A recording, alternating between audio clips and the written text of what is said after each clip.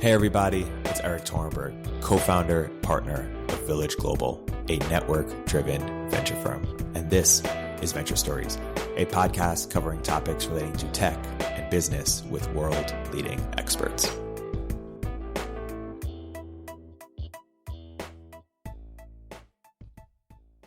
Hey everybody, welcome to another episode of Venture Stories by Village Global. I'm here today for our first episode of SaaS Stories. I'm here today with one of our Village Global network leaders, Brianne Kimmel, angel investor, previously go-to-market growth at Zendesk, and special guest Josh Stein, managing partner at DFJ. Guys, welcome to the podcast. Thanks so much for having us. Yeah, thanks. The illustrious Venture Stories podcast. So let's get into it. Why don't we start with brief introductions and broadly where you guys are most excited right now, investing in SaaS in terms of what trends or where you're most excited right now. Brianne Kimmel. I was most recently at Zendesk. I worked on the self-serve side of the business, so more of the bottoms-up transactional part of the business and also enterprise growth. And I think for me, I've been spending a lot of time looking at bottoms-up SaaS, so really understanding what does it take to sell to the end user. And that's where you'll definitely see more of like a product-led growth strategy. So spending a lot of time understanding self-serve, transactional business models and how that applies to the enterprise. And just unpack that a little bit for the ones that may not know. Previously, it was more top down, or like explain that transformation. Yeah. I mean, this is something that, if you look at business models like Zendesk, if you look at Dropbox, these are models where essentially they almost look like consumer business models, where essentially like the acquisition channels, you're essentially competing with almost consumer brands. Like you're doing a lot of paid marketing. This is where you spend a lot in terms of SEM, SEO. There's like a whole landing page strategy. So I think what's interesting is we're seeing this sort of consumerization of SaaS, which I kind of hate the term, but it is very true, where oftentimes like there's a need to have a differentiated brand. There's a need to have consumer awareness. So we're kind of seeing a lot of these new trends that historically were only in consumer. They're out now making their way into enterprise. Cool. And that is a whole rich area we should dig into about kind of the change. It's really about a change in the buyer, which I think you see reflected in the product and also in the acquisition, the distribution. So I'm Josh Stein. So I'm one of the partners at DFJ. I started out on the operating side. So I cut my teeth as a product manager at a software company in the mid-90s and was a VP of sales. I started a company in 99 where DFJ actually led my Series A. So I've been working with the team there for almost 20 years, joined as a partner in 2004, and I've led a lot of our SaaS investments. So I was the first investor in Box when it was 3 people. I was first investor in Sugar CRM when it was 3 people. I've led investments for us in companies like LaunchDarkly and Twilio, TalkDesk, Periscope Data. I'm kind of a SaaS nerd. I just love the software business, and subscriptions make a ton of sense to me. High gross margin and recurring revenues. I'm not a genius, but that pencils. Totally. So let's get into let's unpack what we were talking right before, the change in the buyer. Like, let's riff off that. Yeah, sounds great. I have a question for Josh, actually. So I think what's interesting is when you look at a company like Box, Box had a very different go-to-market than, say, a competitor like Dropbox. And I know Josh has been really instrumental in how do you think about, should we have a more bottoms-up consumerized version, or should we really invest in like enterprise-level features that allow us to go straight for large companies? Yeah, it's a really interesting thing. So if you go back like 20 or 30 years for traditional software, it was a long sales cycle. It was a 6 or 7 figure license deal you were selling to a CIO or a VP level. And then there was this change that really came as a result of the products being delivered over the web through SaaS or through the iPhone, through like a mobile app kind of store, where much lower level people could find a technology they liked and bring it into the workplace themselves. And so it almost kind of short circuited the traditional IT buying cycle, which was very threatening to IT and to CIOs originally, although it's, they've kind of gotten behind it. With Box, the thing that actually was the huge inflection point for us was actually the launch of the iPad, because all of a sudden you had people coming into it. It sparked the imagination of really everybody. So you had people coming into the workplace saying, how can I use this awesome device in my job? And it was really hard to actually get content onto the iPad because you can't it doesn't have a traditional file system. You can't just plug it in like it's a USB drive or something. And so Aaron just absolutely nailed that when the iPad was announced. And then when it was launched, we were ready to go with an app. And it very quickly became this way that you could get professional content onto the iPad. And the trajectory of the business just absolutely exploded from there. But it wasn't CIOs coming to us and saying, hey, I want to buy this from my organization. It was, group leaders or individual contributors that were pulling it in. And then much like you were mentioning with Dropbox, it's an inherently viral application because you're collaborating with other people. So you would see this spread within organizations. Interestingly, that was responsible for much of Box. And I would argue Dropbox is probably like the most extreme example of getting to scale with that kind of a model. But it's not what gets you typically to like $1 billion in revenue. And so Box today, the way they go to market is totally different than that. And so it got them to the table, but it's not what got them to where they are now. I think that's a really interesting point. I think specifically for founders who are based in the Bay Area, you can hit a certain level of traction by just selling to other startups. And I think what's great there is that you can kind of get early user feedback. And there's some really great points when you're selling to like a very technical audience or people who have a very good understanding of what you're trying to achieve. I think one of the risks that you potentially run though is like if you wait too long to start selling outside of the Bay Area, then it's like you actually haven't talked to any CIOs. You don't necessarily know what's required for enterprise. Josh, and do you have any totally experience? Different, right? It's totally different. And I think what's really interesting about, in spending more time with startups, this usually is around like pre-series A. You want to at least have a few enterprise customers and like prove that you have traction outside of the Bay Area. But that sales cycle is actually significantly longer. There are usually some feature requests that come with it. So it actually starts to change how you're building and developing your product over time, which I'd love to hear like how you think about that when you're evaluating companies, like especially at the series A level. For sure. I mean, and I would say, a lot of founders, most of the founders we interact with are product oriented people, I'd say, as opposed to go to market people. That's the more typical profile. And many of them, as you alluded to earlier, are quite young and they maybe haven't even, worked in a large organization, let alone sold to a large organization. Aaron famously was 20 when we backed him at Box. That's not an atypical. You were mentioning the founder of Mixpanel. Yeah, Suhail as well. Yeah, there's a lot of 20-year-old enterprise CEOs, which is interesting because that's younger than a traditional even SDR. Like you wouldn't send an AE into these sort of conversations, and yet the CEO is like significantly younger than everyone in the room.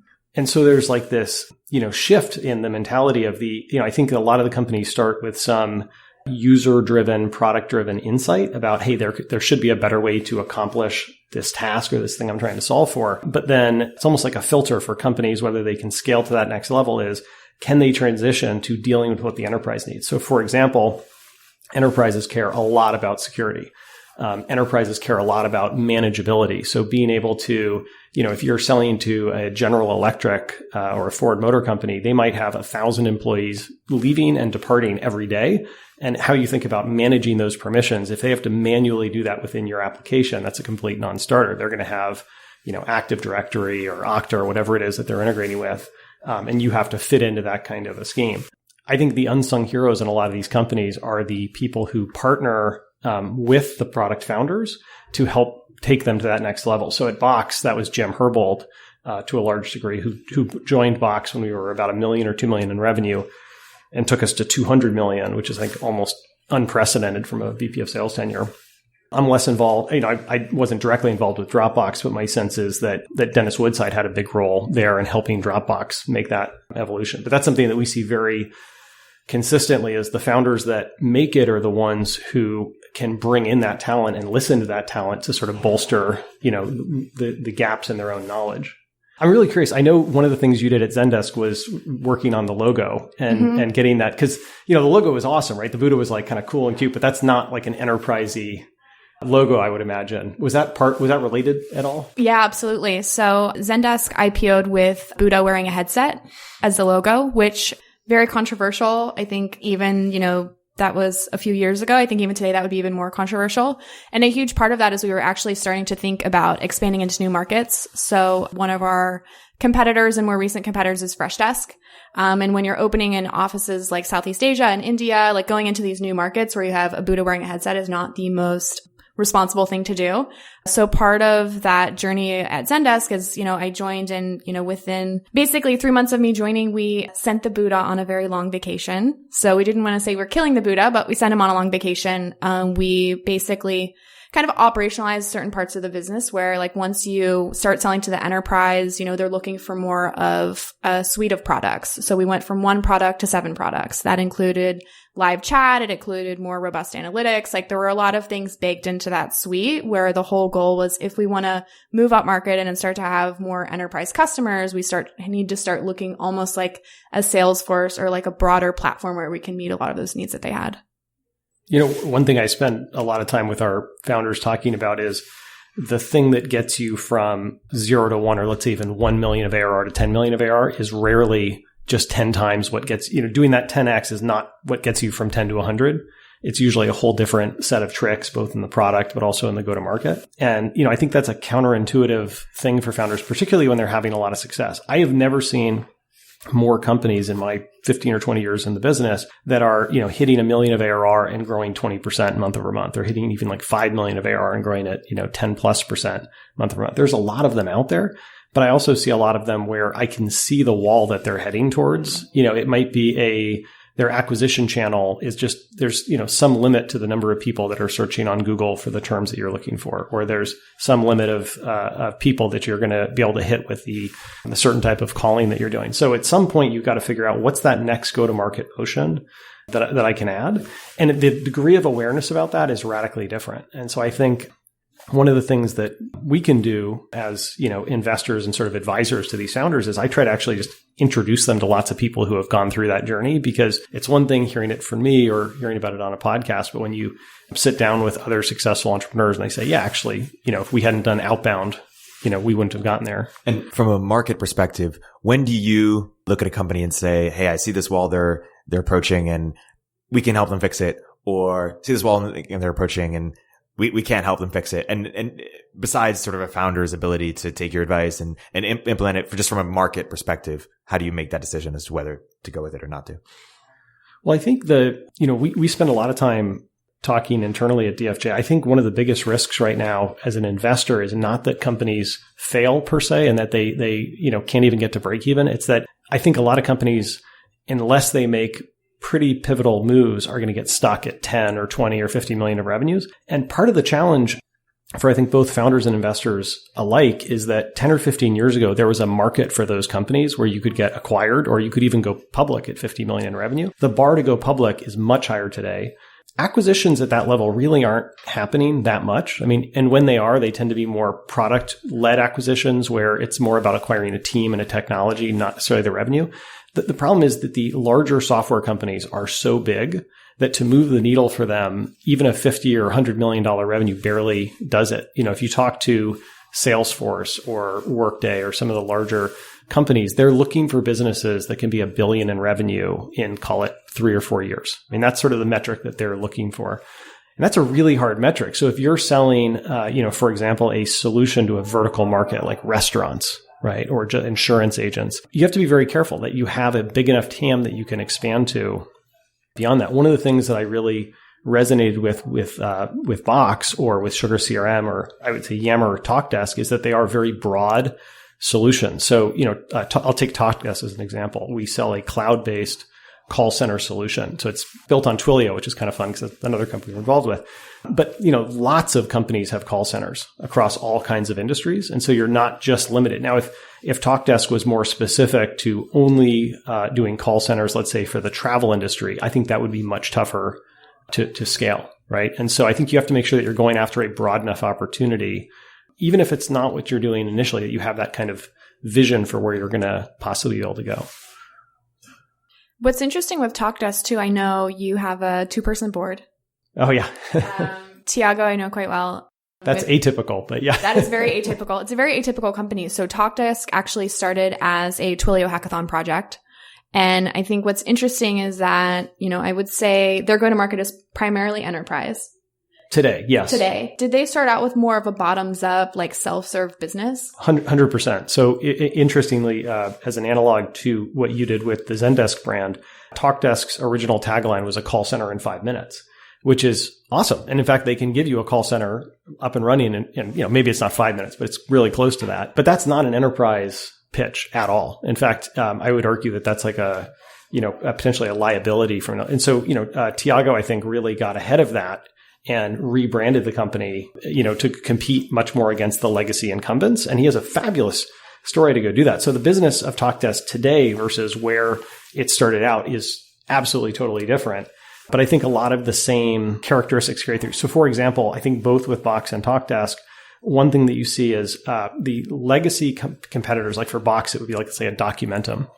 Those products were fundamentally engineered to make the buyer happy, the buyer being the CFO or the CIO, effectively management. Box and Talkdesk were engineered to make the users happy, much more the way that we think of modern web design, like so people don't hate their jobs because they're using a product that actually is like intuitive and easy to learn. And so I think as Box and Talkdesk have scaled up to the enterprise, they figured out how do we speak the language of the, kind of C-suite buyers, but they haven't lost that. How do we make a product that users actually love using? And so I think that that's like a really, that's sort of their secret weapon in competing against the incumbents, because it's hard when you're going to the enterprise, especially, when you're making that transition initially. One of the things you have to remember about big companies is they're really risk averse, because if you're working for a Fortune 500 company, you might get a little bit of a pat on the back for bringing in a new technology. But if you bring in a technology that creates a security breach or takes down the operations, you're fired, right? So there's this hugely asymmetric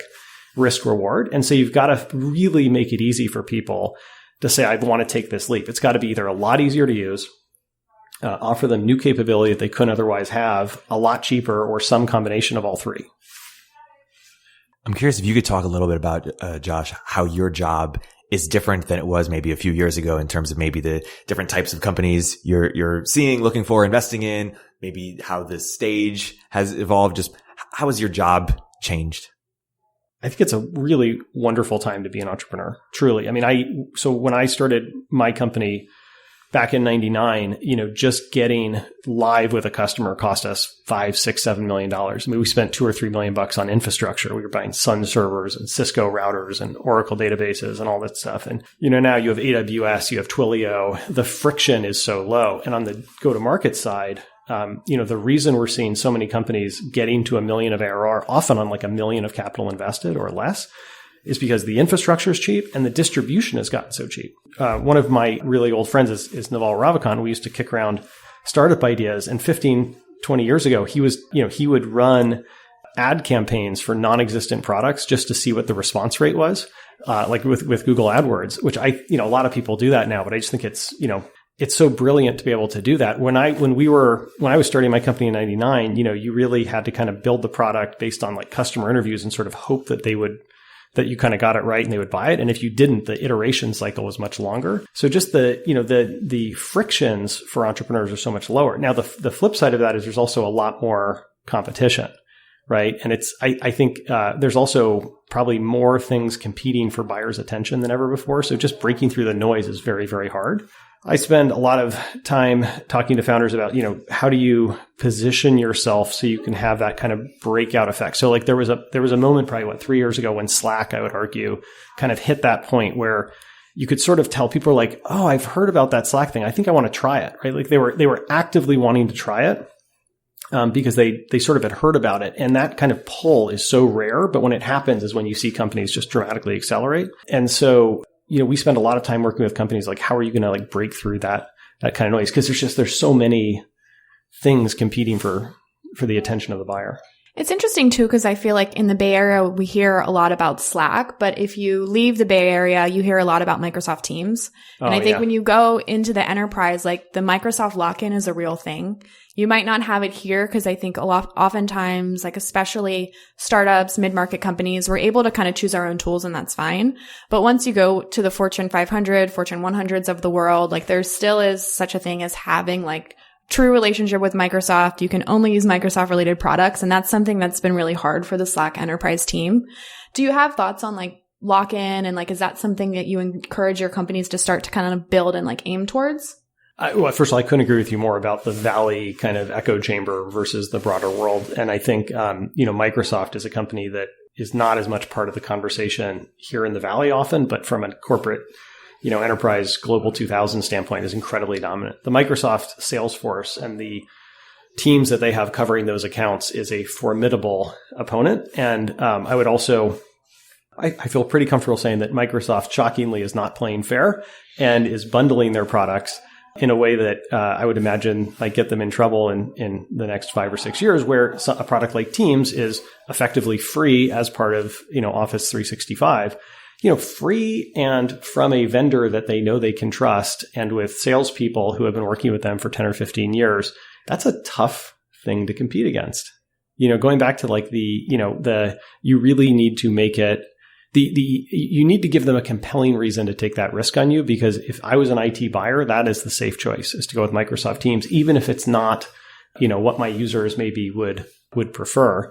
But also, here the users are, reading TechCrunch and they're more aware of the latest technologies. I mean, your typical Fortune 500 employee is perfectly fine using Microsoft Teams. So what's going to determine, just to use that example, whether or not Slack can like rise above? Like, how do you expect or predict that, competition to play out? I think it's going to be a couple things. I mean, I think the first is they're going to have to develop their own, go-to-market tactics that compete with that. So, for example, last fiscal year, Box did about $500 million in revenue. So we're getting to sort of real scale now. Box, I think, has a much more forward-leaning story than Microsoft on things like AI, for example, and machine learning. So we have an offering called Box Skills, which is a framework where you can plug in machine learning models. And if all of your content is in Box, as new machine learning models become available, it's like your data is future-proof, if you will, because you have that easy framework. That's the kind of thing that gives a lever for a buyer to say, okay, I'm going to make that bet on Box because they're more forward-leaning in the vision, right? I mean, while the bundling can be very powerful, the knock on it is, I think you also are seeing some products that they're not investing in as much. So I think the secret for a Slack and a Box is actually going to be a combination of developing your own go-to-market tactics and strategies that maybe get you on a par with those companies, and then product is really where they're gonna win and out execute. And I think I would love to see more of those companies coming together, like Slack and Microsoft and Zendesk, to battle some of those incumbents. Because I do think also, all three of those companies would be thought of as big companies in the Valley and very small companies, I think, in the broader landscape. Yeah, I was going to say it's an interesting point when you talk about more of like the partnership component to SaaS. And I think that's something that startups feel this, especially like once you start to move up market or you start to go after large enterprise buyers, like you have to understand their existing workflows. And typically with that comes a lot of building that you need to do internally. So for example, I worked on the Zendesk apps marketplace for a while. And one of the things with that is anytime you get a feature request or anytime you have an enterprise customer, they're coming with all of these tools that they're using already. And they basically want to pass their data from one solution to another. And they want to have a more holistic view of their customer. So one of the things you have to think about is how do we prioritize all of these feature requests? How do we prioritize partner integrations? But I think what's really interesting, like specifically with something like Microsoft Teams, I actually worked on the launch for Slack and Microsoft Teams. A lot of these partner integrations we brought in-house because it ends up being a core value prop for the business. So if you want to go to an enterprise customer, they expect you to have a Salesforce integration. They expect you to connect with all of these tools that they're using already. And I think the Slack and Teams example is really good, where if you think of a product like Zendesk, it's very much focused on a very core buyer, which is a customer support buyer. You're not going to necessarily get a marketing person, an IT person to log in and look at Zendesk all the time. But what you can do is you can pass any tickets that make sense for them, pass it to them using Slack or using a communications tool that they're using on a daily basis. And that becomes it becomes a more broad internal conversation when you can say like, here's like a little piece of our product, but we don't expect you to log in on a daily basis. I totally agree with all that. I think I'd also, maybe building on that a little bit, I think one of the strengths of founders and entrepreneurs is they sometimes have like just a different metaphor for what something should be. And like for example, CRM, it's traditionally accounts, opportunities, et cetera. It's like kind of classic sort of data structure that then drives the product. And I think you're seeing more innovative companies like Affinity, for example, coming up with sort of taking that metaphor and turning it a little upside down on its head and making it a more organic and sort of flexible kind of concept. In communications, I would argue Slack did that in terms of thinking about how we reinvent that. One of my more recent investments is in a company called Front, which was started by Mathilde Collin and her co-founder Laurent. And I think they had a different vision for what should the customer interaction experience be. So less being based on like a ticketing system as a metaphor, and more based on how do you think about a holistic conversation with this customer that's both multi-channel, but also a single pane of glass in terms of my interaction with you as a customer, as opposed to just like, this is your ticket. I'm going to resolve this ticket. I'm trying to think of it as sort of as a queue. It's more of like how does a group of people at a vendor come together to service a customer? And I think like it's not just a more mobile first version or an easier to use. It's actually a different metaphor for the interaction. Those are, I think, where it's really exciting because it creates white space, if you will, right? You're still competing at some level with an existing solution, but you really have a differentiated advantage there because it's just a different thing. Totally. And Matilda's obviously an awesome and inspiring founder in person. I don't know around, so I can't say, but I'm curious, did they have sort of like when they were starting this company, like a Babe Ruth moment where they were like, 5 years from now, the world is going to look like this, and some people saw it, some people didn't, or was it more evolutionary, or what's your perspective on that? That is a great question. I when I invested, they were already really off to the races. I mean, she has done a remarkable job at building that company in an extremely capital efficient way as well. So I co-led their Series B, which is very competitive because right now it seems obvious. I feel like everyone's trying to get into that round, and I guess I just wonder at seed, why didn't people see it? Yeah, in the same way. Yeah, I mean, I think it's an audacious thing that they were trying to do, right? And I think when you have that new metaphor, it's interesting. A lot of people will disagree with it early on, or there's less validation. I give the people who backed her at a seed level huge props for that. Mamoon Hamid, who led the Series A, I think is someone who's now, Mamoon and I worked together on Box very closely. I did the A, which you now call a seed. He did the next round.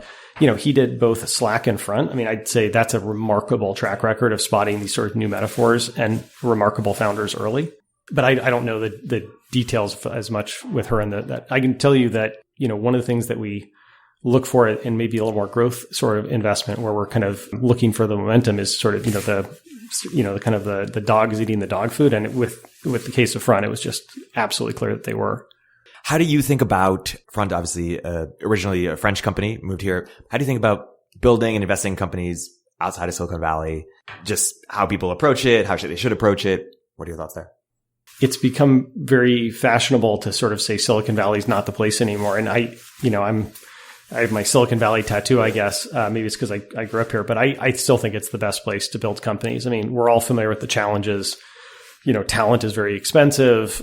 People move around a lot, et cetera. But I also think there's more of the ingredients here than anywhere else. And I'm constantly amazed at the amount of creativity that comes out of this place. So, with that said, I think having the ability to operate in multiple regions, which traditionally was very hard, but has gotten better with thanks to some of these tools like Slack and Front and Box is critical. So in the case of Matilda, she's French. And so she has a French team. Tiago at TalkDesk is Portuguese. We have half the company in Portugal. I think there's this magical thing where if the founder is themselves from a different community and has those ties and really understands the culture, it can work very well. Even if you don't, I would say once you get to the scale of maybe 150 or 200 FTEs, I would strongly encourage any of our founders to be looking at secondary locations, especially for things like sales, outbound sales, customer service. Development's a little harder to pull off, but at some scale people do it. I don't know. What do you think? Yeah, it's interesting. Like, I think to your point, like I'm in a number of French companies and Israeli companies as well. And I think that there are really nice SaaS specific ecosystems outside of the Bay Area. I think it's interesting because I think when you look at enterprise software as a category, there's been a number of really great companies that have been built elsewhere. Like Atlassian's a great example of that, where now there's some really strong technical talent in Australia and in certain parts of APAC. And they're all Atlassian alumni. So I'm, very bullish on that on that region specifically when it comes to SaaS. Specifically, there's a lot happening in Paris right now. Like there's Station F, which is a huge incubator and accelerator. I've seen a lot of really interesting companies come out of Partech and eFounders. Matilda actually was part of the eFounders community. So I think those are some spaces that I watch very closely. I think to Josh's point though, what's really interesting is I think, when it comes to like pure business software, I think it's possible to build it elsewhere. I think where a lot of companies potentially come up against some challenges is once you want like a true VP of sales, or when you're starting to scale certain organizations where it's just a lot easier to potentially find seasoned professionals in the Bay Area.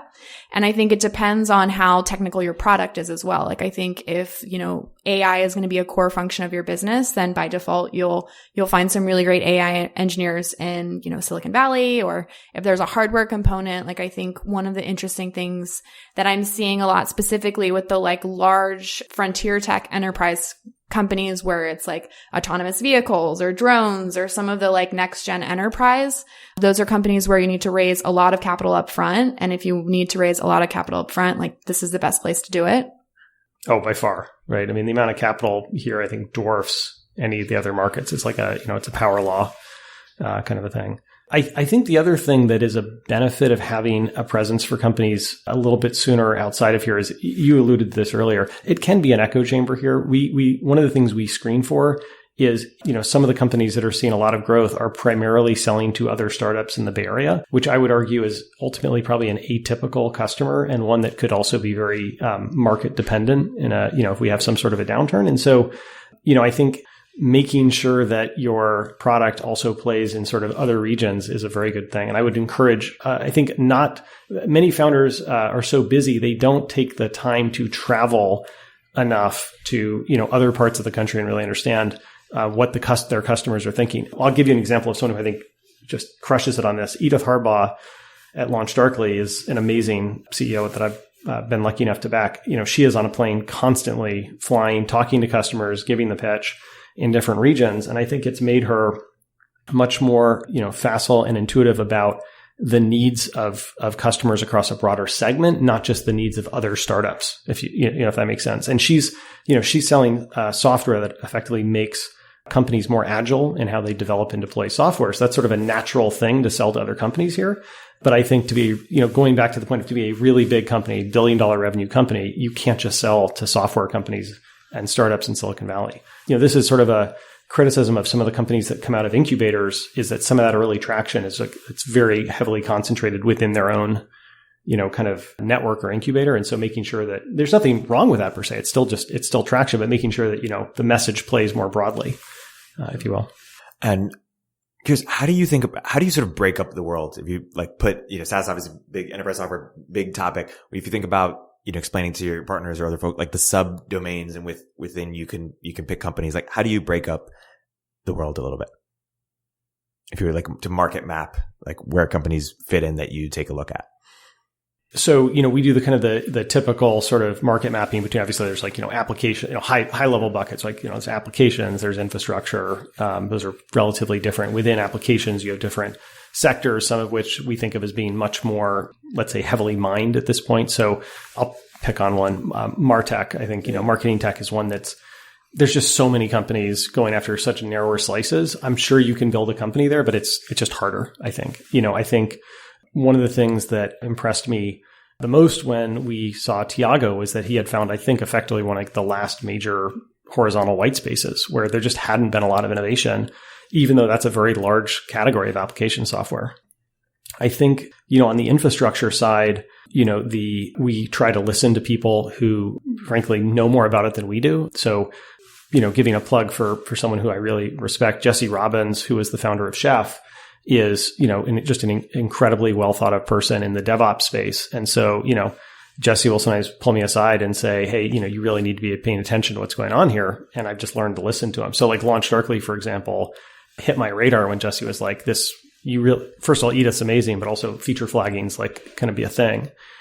So we're a little more reactive in that sense, that we're looking for the founders to kind of educate us on it. But, I think the problem with market mapping too specifically too is like, I was talking to some of our up and coming investors, there's going to be like 6 competitors, especially if you're being superficial about it, for every idea that you see. And so I think especially as an early stage VC, it's actually a mistake to focus too much on competition too early. Like I tend to focus much more on, do I think this is a space that has kind of legs?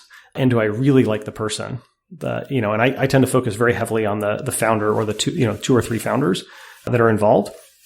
And I think if you have those, you can, that's really enough at the early stage to take a bet. When I did Box back in 2006, that was coming off the heels of xDrive and iDrive and all these things that had sort of failed. And, I think it would be a mistake to say, oh, well, that's been tried and it failed, or there's a dominant competitor that we can't go after. I think at the growth stage, that's much more relevant, and I think that there is a premium even more now than 10 years ago for being number one in a space. And so I think as a growth investor, you have to be much more aware of that. I'm curious, you go even earlier than we do. Like, how much do you spend time on kind of like thinking about the competition versus, looking at the individual? Yeah, I think like to start, I think going back to what we were talking about earlier with, 20-year-old founders who haven't worked in the enterprise. Like, I think these are the types of founders where Erik and I are seeing at the early stage.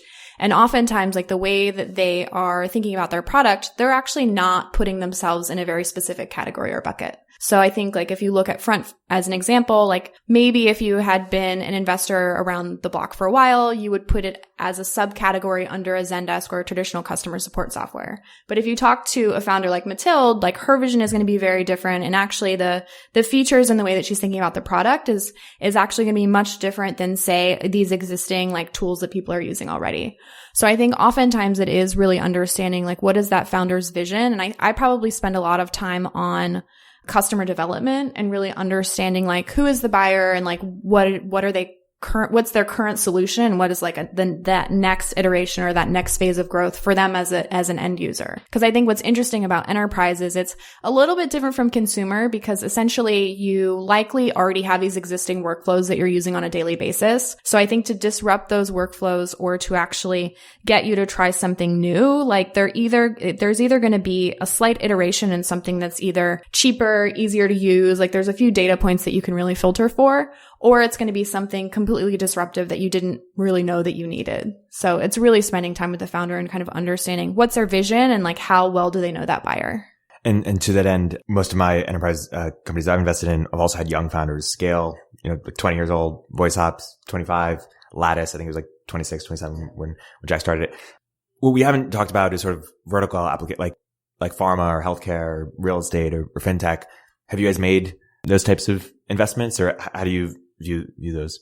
I haven't made those direct investments in terms of verticalized software, but one thing that I do spend time understanding is with a lot of these sort of horizontal software plays, who are going to be their hero use cases. So I'll use Airtable as an example, because I've known the Airtable team for a while. And I think one of the interesting things about them is that when you come out with a tool that's basically like, we can do anything for anyone, it's actually a really difficult go to market. So I think what's been really great to watch as far as like understanding how they think about their go to market is they've actually developed a series of use cases which are really compelling and actually help the product grow virally. So like recently, they've really found a nice sweet spot in org charts. And if you think about org charts, you're like, well, is that really like, what does that mean in terms of market size? Is there a need for a product that only builds org charts? And because this is just one category as dozens of other ones that you can do, this use case is actually really interesting because it's a unique way of starting top down. Because if you think about org chart planning, that's starting at very much like a director level and above. And it's also an easy way for you to add new users to the product. So as your org chart grows and as you're making changes, you start adding more people to this Airtable, and it becomes really a kind of a cool internal use case, which is basically director level and above as far as who you're selling to. But then you can start to really tackle team by team, who are you adding to this chart? So it's kind of a simple use case for one template, but it's an easy way to articulate this is a really broad product and how do we get more people using it? I think that's a great example because, if it was just an org chart product, I think it would be a much more limited opportunity. But I think, it's obviously a much broader product than that, but you have a use case that still pulls it in. I mean, if you have a broad product and it's not really great at any one use case that gets someone's attention, it's not going to make that leap.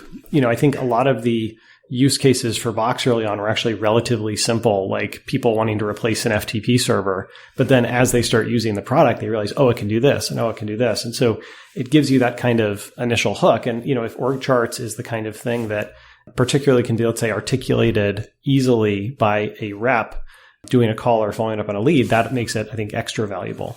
One thing that we have spent a lot of time looking for in our companies is also like a accumulating advantage or like a compounding advantage that builds. And I think additional features is one of those. In vertical specifically, we've done some vertical investing, specifically mostly in healthcare. I think Viva would be like probably a great example. We did not do Viva. We did Athena Health, which is a similar one. But, within those verticals, I think it can be easier to have that compounding advantage. So so for Athena, for example, their core product was helping doctors get reimbursement from insurance faster. And they had a rules engine, this sort of like pre-ML, where, insurance companies, part of their business basically to reject claims and sort of drag their heels. And they would, every time they had a claim rejected, they would code a new rule about how to make sure that didn't happen again. And so, when a doctor would join the platform, it would go from like 40% first time acceptance of the claim rate up to like 90 very quickly. And then the DSO, the days sales outstanding, effectively the receivables for the doctor would go from like 90 days to 30 days over like a 3-month period. That was a compounding advantage that was more possible because they were in a vertical that would be harder to generalize across, I think, a horizontal category. So one advantage of verticals is that you can understand the customer more deeply and sort of it might be easier to have market dominance in a vertical, but you really got to make sure the vertical's big enough to go after. I think what I have not had any success with as an investor, although I've tried, is backing a company that's in one vertical with the expectation that they will bridge to another vertical later. I think I've seen that happen like never. And I think part of it is when you build a company from the beginning to focus on a vertical, the culture is so ingrained in that. The people you're hiring know that market so well that it's very, very difficult to kind of pot that to a new thing. It's much easier to start with a horizontal product and then have vertical teams. And in fact, most of the broad, like take a Salesforce, for example, CRM is a broad solution. They certainly have account teams that are very skilled in different verticals. But the other way around never works in my experience. Talk more about this concept of compounding. Is it compounding advantage? Yeah, it's like accumulating advantage or compounding advantage. Unpack that a bit more. Where do people have misconceptions? They think they have compounding advantage, but don't in fact have it. Just unpack that a little bit more. Yeah, I mean, I think it can come from a lot of places. So it can come simply from, simple scale economy. So Twilio, when Jeff came and talked to us, first of all, he had such a clear vision about where this sort of builder economy was going and kind of how do you enable the makers to make things faster. But the thing that really got us over the hump there was he also had a very articulate case for how he would continue, even it's a market where you think it would be commoditized over time. If you're the largest player, you will be the commoditizer. You will be the person pushing the cost curve down and forcing everyone else to play catch up to you. Andy Jassy at AWS has probably done this better than anybody else, where AWS is now generating a huge chunk of Amazon's economic value, profits, cash flow, et cetera. That should be a commodity business. Like on paper, that is a business where you'd think that would be everyone can do it and it goes to zero. And the accumulating advantage of something like AWS or Twilio is not just that as the largest purchaser, you have economies of scale in the buying process, but also developers become used to using you, right? And so, if I know how to build on AWS, could I go and learn how to do it on GCP or on Azure? Sure. But unless there's some compelling reason, like it's a lot cheaper, right? Or a lot easier, why would I do that? And so, if you're AWS or Twilio, you're walking down that cost curve and you already have the developers kind of locked in there. I think that's an incredibly compounding advantage. And that, it just keeps the advantage gets stronger over time, not weaker or static, if that makes sense. So those are the things that we're really looking for. It could be a data advantage, right? And so, actually it's interesting. When we backed Box, I thought the data advantage would be something more persistent across customers where we could do analytics across different customers. Actually, I would argue didn't really pan out as much, but what Brianne was mentioning, kind of like you start with one use case and bridge to the others, that has been very true, right? So the kind of compounding advantage of once your content's already in Box, IT has already blessed Box and said, this is okay. This is HIPAA compliant. This is past our, red team audit kind of thing. If you're now building an application, why wouldn't you build it on top of Box rather than go bang your head against your IT and your security team to get permission to do it somewhere else, right? So those are sort of the things that we look for. But at the early stage, a lot of it's conceptual, right? You just have to. So what I'm looking for is there a, can a founder articulate what could be? And are they thinking about that stuff? I think one interesting thing in B2B is how to think about consumer trends and how they apply to B2B. So I think I recently invested in a video API company called Voxseed, and Voxseed is very much a broad usage API. You can embed live video into any platform. And what's really interesting is going back to the healthcare example, I thought of this where in healthcare, we're seeing a shift towards telemedicine. So whether you're One Medical or whether you're any of these existing healthcare providers, there is a need for the ability to basically talk to your doctor from home. And what that means from a B2B standpoint, if you're developing, say, a video API, then having that HIPAA compliance is really important. And that's going to unlock new opportunities. So I think when we were talking earlier about the Microsoft Teams example, if you want to go after the enterprise, there's always these certain set of features where you may need to invest a little bit of time to become HIPAA compliant, but that's going to unlock an entire new vertical for you. So the question is usually for the founder, at what point do you want to do that? And oftentimes that is heavily dependent on what does that broader healthcare landscape look like? One question I have for you guys is how you think about white space in general.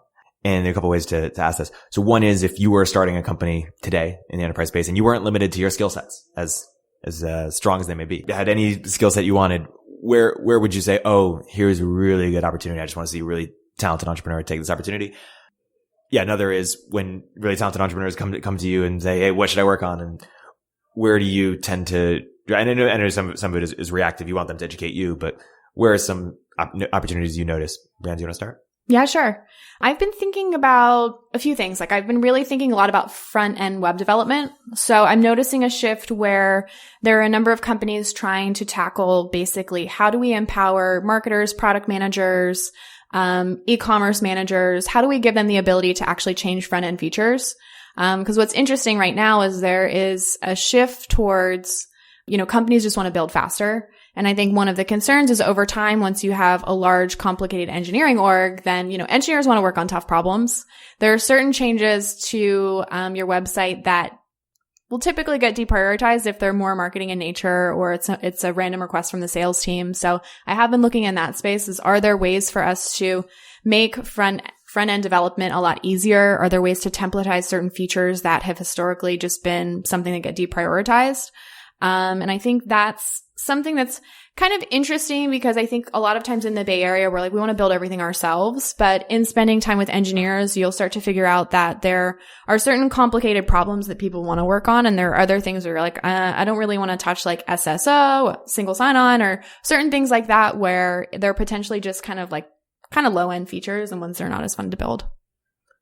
So I have kind of a 3-part sort of hypothesis for where I think broadly opportunities are going to be over the next 5 or 10 years. So the first is I think speed matters more and more in life and in business. So I think, companies want to execute in a more agile fashion. So things that remove friction, whether that's, AWS or Twilio or LaunchDarkly or CircleCI or Chef, things that allow people who are building products or building things to serve customers to go faster. I think that's going to be a winning strategy. And just, it may seem like we have low friction now. It felt like we had low friction in 99. We didn't walk around going, oh my God, we're living in the dark ages. And so I think we're going to see things that make it even faster over time.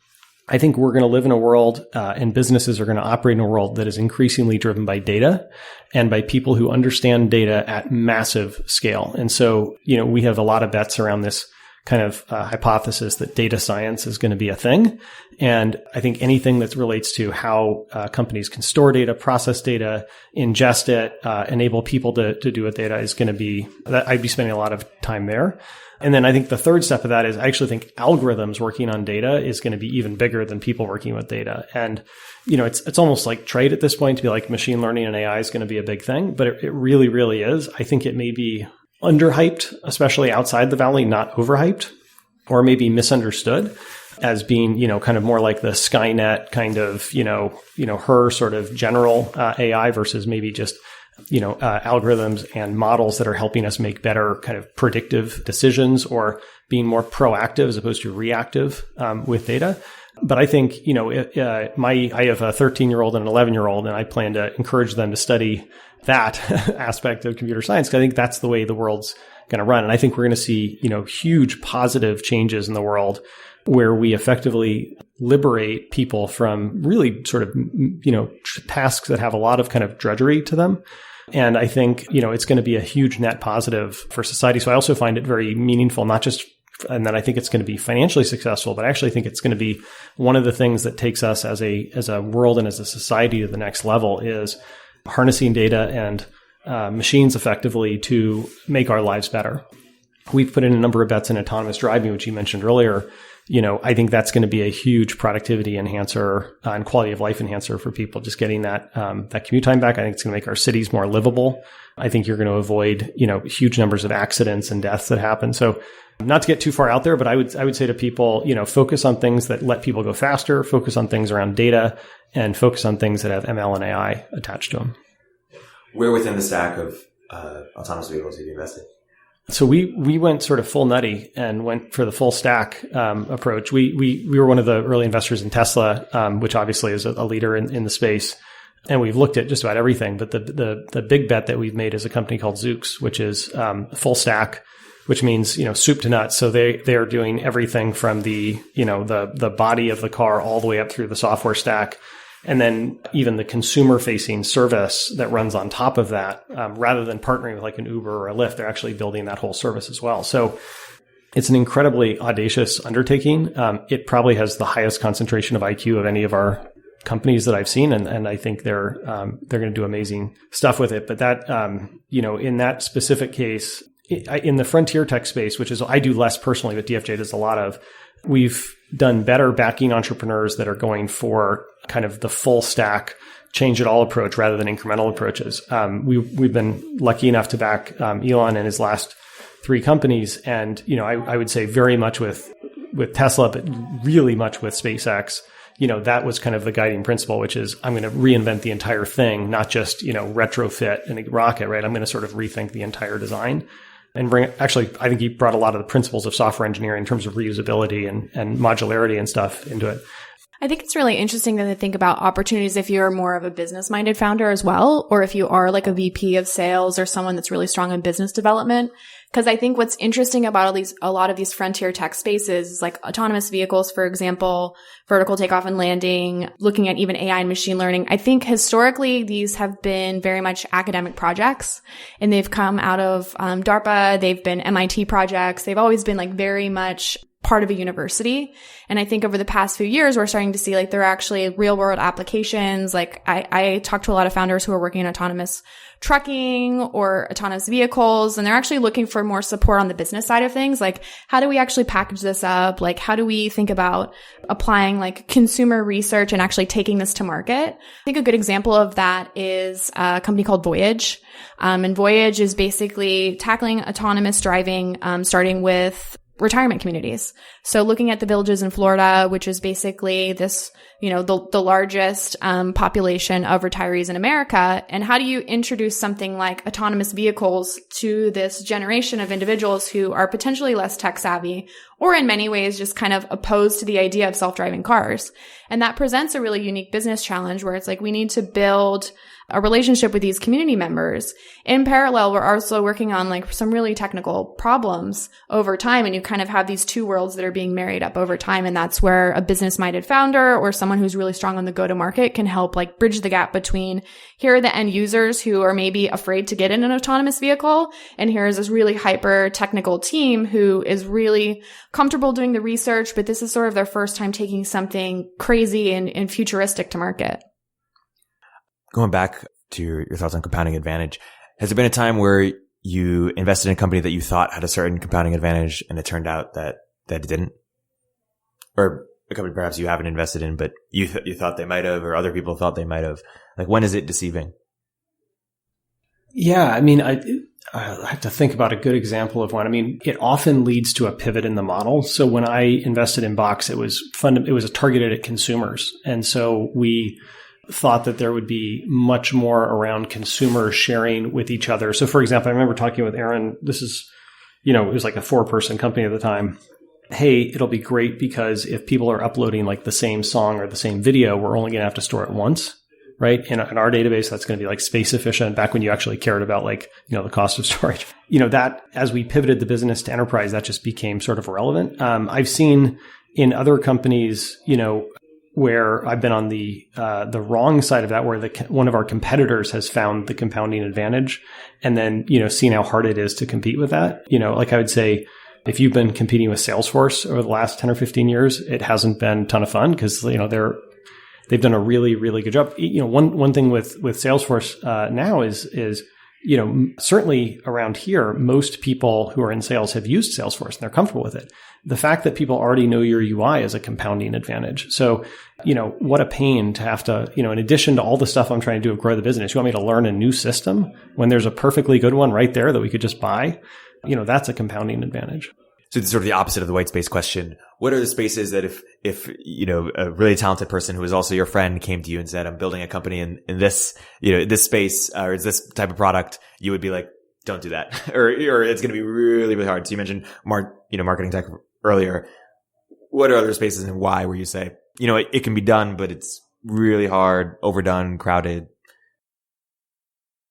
I think, marketing tech, it's like nature abhors a vacuum, and it also abhors profits in ad tech, as near as I can tell, other than Google and Facebook. That's a space that I think is oversaturated. And part of it is there's a lot of people in the Valley that have used those systems and platforms as an end user. And so they feel like it's comfortable. It's doing what you know. I don't think enough people put in the time to really think about beyond their own experience set, if that makes sense. One of the things that I don't think Aaron gets enough credit for at Box was, we were a year and a half, 2 years in, and the business was actually going pretty well on the consumer side. But we started having a series of conversations that made it pretty clear that the enterprise side is where it was going to be. I would imagine that was pretty scary for him as a 22-year-old who had hired a bunch of, a 20-person team that was all jazzed about consumer. But I describe it as, he burned the boats. Like he went all in on enterprise, and he basically, he's one of the best and most prolific readers I've ever met. And he just made himself a student of the enterprise over the next 3 or 4 years. And now he's thought of, I think, as one of the real thought leaders in the space. And he's like a sought after person of Fortune 500 CIOs to get his take on where the industry is going. He did that by force of will. Like he didn't have a 20-year career in enterprise IT. He just, he was both open-minded enough to say that, hey, maybe that's where the white space is, and then driven enough to go after and do it. I believe very firmly, by the way, that anyone can learn anything given actually a remarkably short amount of time. I think if your average founder took 2 or 3 months and said, I'm going to get super smart on the pharmaceutical industry, you could absolutely do it in 2 or 3 months. I mean, it's certainly 90% of the way there. But people get ingrained in their patterns and in their comfort zones really quickly. And for people who are listening to this and say, oh, I actually do want to spend 2 or 3 months and get smart on, do you have any preferred methods of learning? Is it just reading, talking to people? Reading, podcasts, books on tape. The biggest piece of advice I would give people is, shut off all the things that are just time sucks. Netflix, TV, YouTube, all those things are just, they're crutches. They're time wasters. And I'm as guilty as anybody when I've had a long week or a long day and I just want to space out in front of Netflix. But afterwards you feel like kind of almost like empty, like I didn't really do anything. I would contrast that to I listen to a great podcast or a book on tape or read a great book. And I'm always like, God, I just got 4 good ideas, and so you just have to kind of force yourself to develop that skill. Naval Ravikant has some of the best thinking, I think, on this space. I used to be the guy that once I started a book, I'd force myself to finish it. And he totally disabused me of that notion. So I think he has some good kind of hacks on how you do it more effectively. But, I guess it's just making sure that you're not getting people want to typecast you as, oh, you're a marketing person or you're a salesperson or you're a pharma person or whatever it is. And I think it's nice to sort of repot yourself once in a while to break that. Yeah. How have you repot yourself? Well, that's the thing I love actually about venture, which is it sort of forces me to repot myself. So, as opposed to when I was in product or sales, I was trying to move the ball forward, a couple of yards every day. And it was like a long sustained effort. But when I was running my company, I was thinking about my company and my industry, 100% of the time. Now I have a portfolio of companies that I work with. Plus I have people coming in to tell me about their ideas all the time. And so I get to kind of be like a tourist of different verticals and different ideas. And then if I find it sufficiently interesting, I get to really dive in deep. And so I love that kind of cognitive diversity that it gives me. I think it's actually probably the most fulfilling part of the job.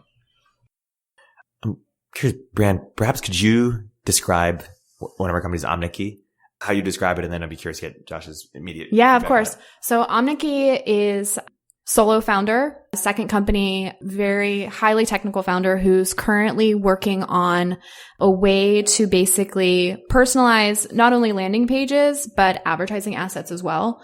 What's interesting is I wouldn't consider it a MarTech company. I think it would be fairly easy to call it, the next generation of maybe, one of the web optimization tools like an Optimizely. But what he's really focused on is really understanding using computer vision to personalize the experience, basically from first click all the way through. So it's kind of an interesting one where in spending time with OmniKey and seeing like how quickly a company evolves, like pre-seed, seed stage companies, in having conversations and in spending time with a lot of the direct to consumer brands that are popping up and spending time with even like larger retailers that are in the Bay Area, like there's definitely a need for personalization. It's like, how do you do this at scale using computer vision and data that you have on each individual user? How does that land on you in terms of like, oh, you heard the idea for the first time? Like, how do you sort of evaluate what needs to be true for that idea, for that company to be interesting to you? Well, it ticks a lot of the boxes and sort of the hypothesis articulated earlier. I mean, I think mass personalization is sort of related to kind of the idea of agility, right? It's sort of, how do you move more quickly? I would, Optimizely is a good example. LaunchDarkly with feature flagging is very much about this. I think, I like the idea that it's leveraging data. And so you're having a, kind of feedback loop about if I show a user this personalized page, do I get a better result than if I show them the generic page? And then you can presumably iterate on that, right, to kind of get better and better and define sort of the optimal outcome for each person. And I also think it's the kind of thing that is what humans would like to do, but is not feasible for humans to do at scale, but it's a perfect thing for a machine learning algorithm to do, to sort of to iterate that in. And so I think, the thing that I like about that company, just having heard the 30-second pitch, is you should be able to show results very quickly. Like I would imagine you could demonstrate ROI quite quickly. And so then it would be about, understanding kind of what would be the potential downsides for a developer who's thinking about deploying that. Like, does it introduce a lot of latency? If you're going to double the page load time, that's probably going to be a non-starter. If it's going to create, security issues, that's going to be kind of challenging. But I think, high level, that sounds really interesting. The other potential thing I'd maybe want to drill into a little bit is, again, like not going from like, I could easily imagine that company going from, 5 or 10 million of ARR. But if you talk about getting to like hundreds of millions of revenue, you usually to get a 7-figure plus deal, you usually have to be able to attack an existing line item of cost. And so I'd want to understand, like, what is when you're not just selling, this is something else you should have, but this is something that allows you to retire this other bit of spend. What is that bit of spend that you're retiring?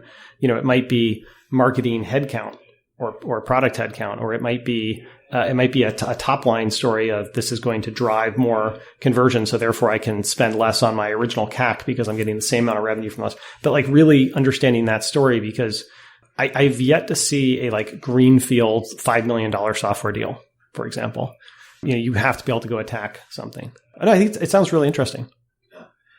Maybe as a closing segment, you've described yourself as a SaaS nerd, Josh.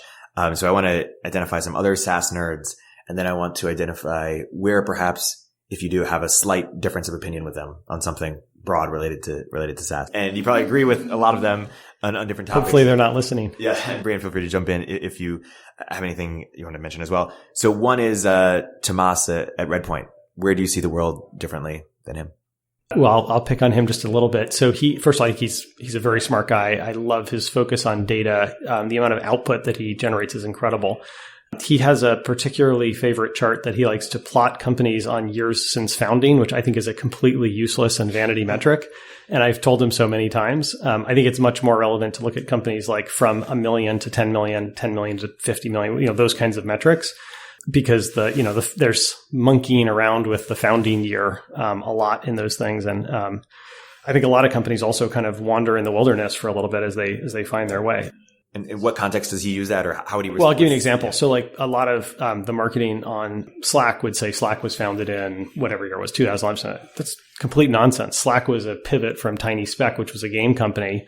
So, why do you get to pick your founding date as being some arbitrary date that you launch your product. It's like, it's like holding your kid back in kindergarten. It feels like and I think people who promote those stats like, oh, it's the fastest company to 100 million in ARR, focusing on the fastest to me is like, if you told me it's the fastest company from 1 to 100, that I think is interesting. If it's from some arbitrary start date to 100, I don't think it's relevant because, who cares if it was 3 founders in a garage for the first 2 years figuring it out? Like, should they be forever dinged for those 2 years? It's just sort of nonsensical to me. So that's sort of a nitpicky one. I think the best source of kind of broad content in SaaS is Jason Lemkin. I think Jason's amazing. I think he's what he's done on Quora is a gift to the community. I don't agree with all the things he says, but I think he's my next person. I think Jason's extremely good, especially on go-to-market, where my observation would be most founders, not all, but most are stronger in product than go-to-market. And I wish, his content had been around when I was starting out because, that I think is really remarkable, particularly the stuff he's put out around like hiring salespeople and managing salespeople and kind of the mistakes people make and, I'll just hire a sales VP and then they'll sell it, that kind of stuff.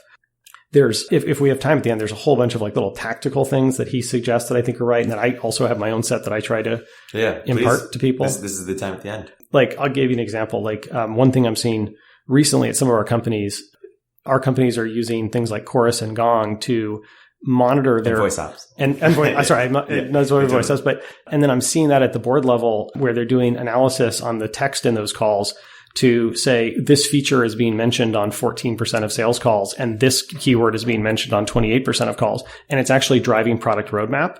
And it's one of the most effective ways I've seen for rationalizing investment and also resolving conflict. You mentioned, the engineering team sometimes wants to do what the engineering team wants to do.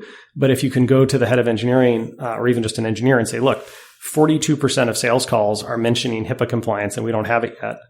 That's a pretty compelling argument if you all want the company to grow, right? As opposed to, an engineer thinking, this is just some sales guy's not doing his job and he doesn't know how to sell the product we have. That's like one great little hack.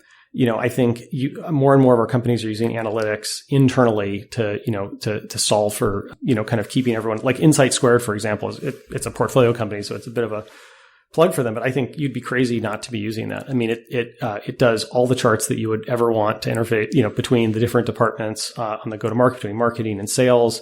It'll make managing your board super easy, but like that kind of pre-built intelligence and analytics, I think is amazing. I guess some other just kind of thoughts, like the biggest thing that surprises founders as they scale from, let's say, 5 to 20 million is the time lag that gets involved. So you're used to saying, well, I need to do X revenue in a month or in 2 months, so I'll start hiring people. When you're at like 50 million or 100 million scale, the hiring decisions you're making now have no impact on the next 6 months or even 12 months. As the deal sizes get bigger, the time lag on getting people ramped and getting, all the way through, the flip side of that is a lot of people fail to plan early enough. And so I've seen a lot of companies where growth slows in ways that were entirely predictable 6 to 9 months before, just based on their spending. So you can, and you see this a lot with founders who have been very capital efficient up to a certain point. Tiago still is incredibly capital efficient, but he was so capital efficient that I think one of the things I tried to make him even more aware of was like, that's not always going to be the case. As we get into bigger deal sizes, we're going to have to make, longer term investments earlier. And I think he's, in the process now of pivoting the business in that direction. And maybe just one last thing, just because I love this. Jason Lemkin very kindly calls this Stein's Law, but it's a little hack I developed for the balance sheet. So I was always stressed about running out of money when I was a founder, and like, when do you raise money and how much do you spend? So what I say to founders now is 2 things. The first is, as a rough metric, if you have half of your ARR in the balance sheet in cash, net cash, you'll be comfortable. And if you have less than that, you're going to be scared money. You're going to be running scared. So if you're 20 million in ARR, if you don't have 10 million on the balance sheet, you're going to feel like you're at risk. If you've got more than that, you're going to feel okay.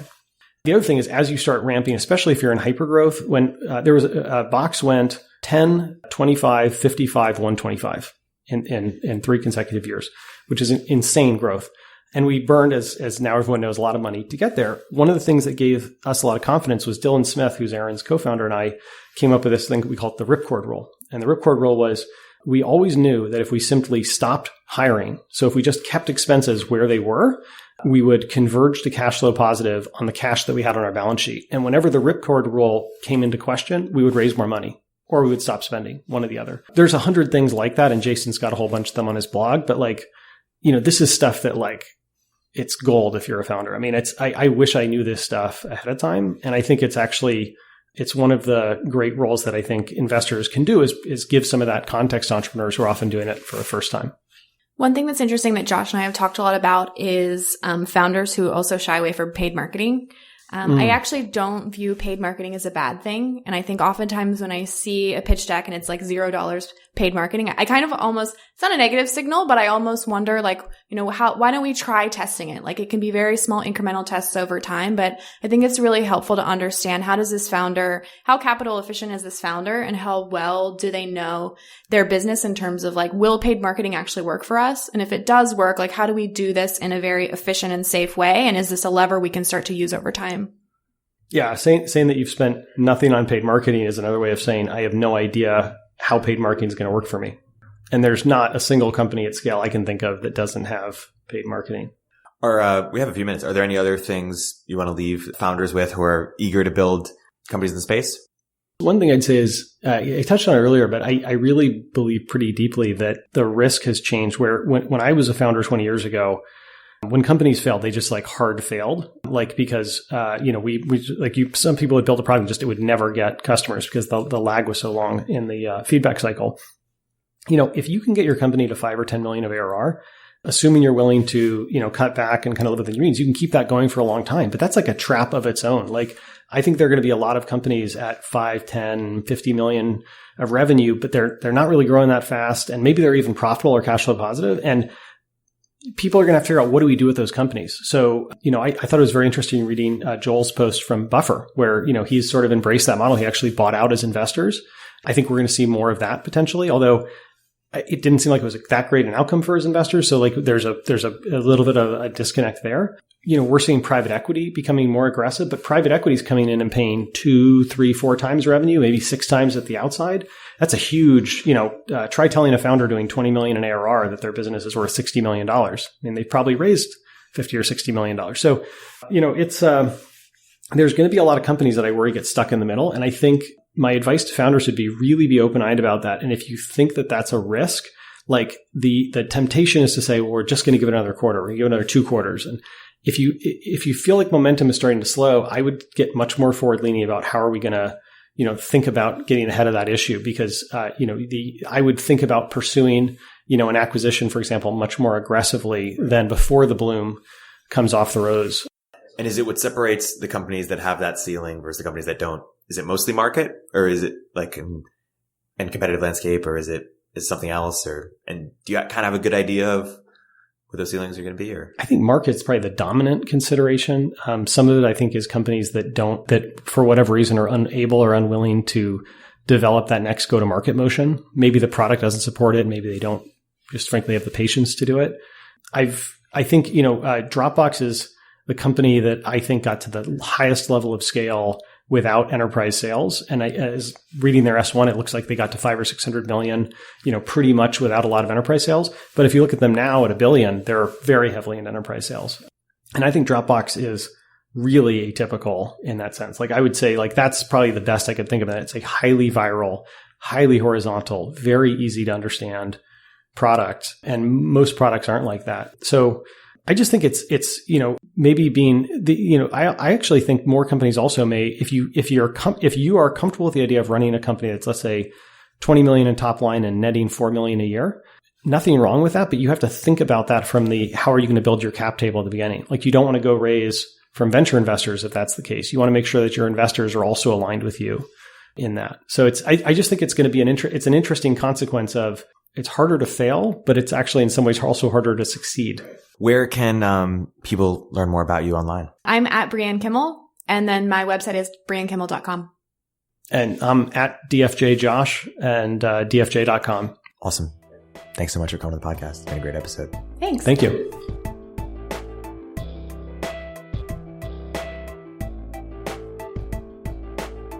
If you're an early stage entrepreneur, we'd love to hear from you. Please hit us up at villageglobal.vc/network catalyst.